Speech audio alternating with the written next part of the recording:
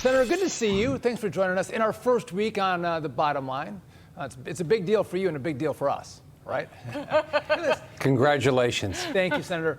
But that is the question. So everyone's saying this is so catastrophic, it's going to be disastrous for the economy and if we don't pay our debt. But if that really was the case, wouldn't Joe Biden say, hey, Republicans, we need to sit down and negotiate and figure this thing out? Look, it's fearmongering. It's what they said. The left, the people make money off government. Wall Street says you got to spend more. You got to raise the debt. You got to tax people more.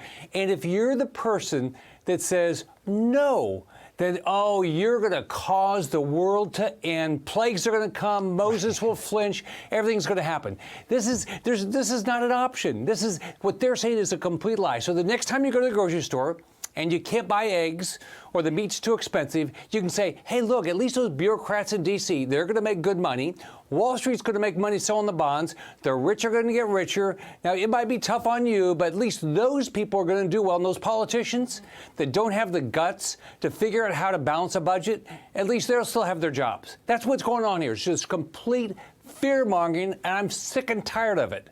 I mean, we've got to do the right thing for the American public. I grew up poor. I lived in public housing. We are creaming the poor right now with inflation. Go buy a house, over 6% mortgage rates.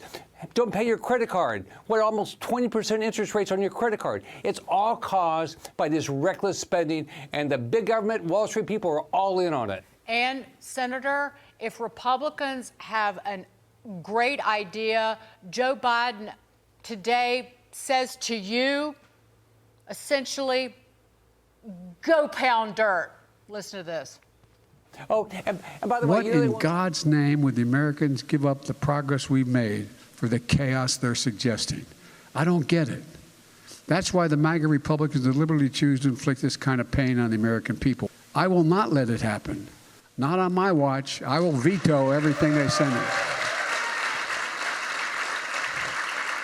Not after all the progress we made and how far we've come.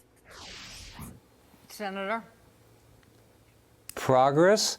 See, $4 trillion of new debt since he got elected. Interest rates on mortgages have gone from, a little over 2% to over 6%. Credit card interest rates are up. Inflation up about almost 14% since he got elected. I mean, we're losing full-time jobs. We're only adding part-time jobs right now in the country. So did he brag about any of those things? And by the way, the Democrats by themselves cut $280 billion out of Medicare back in September. So what we should do is do the things that are going to grow this economy and do what I did in Florida. I stopped wasteful spending.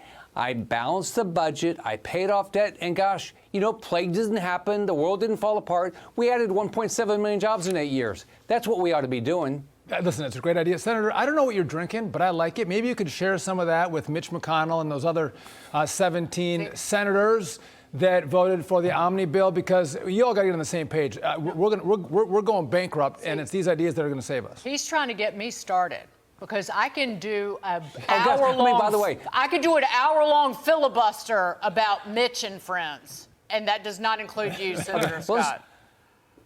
Go ahead, Let's look at just the last year. Infrastructure bill that had little to do with roads, bridges, airports, and seaports.